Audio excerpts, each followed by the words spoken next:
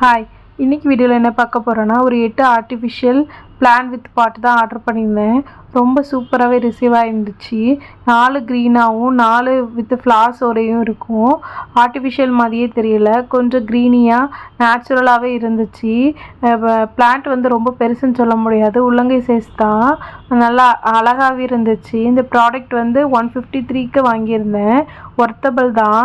133க்கு online payment பண்ணிங்கன்னா நம்மளுக்கு கிடச்சிக்கும். இதில் என்ன ஒன்றுனா, வீடியோ எடுக்கும் போதே இந்த பிளான்ட்லாம் விழுந்துகிட்டே இருந்துச்சு.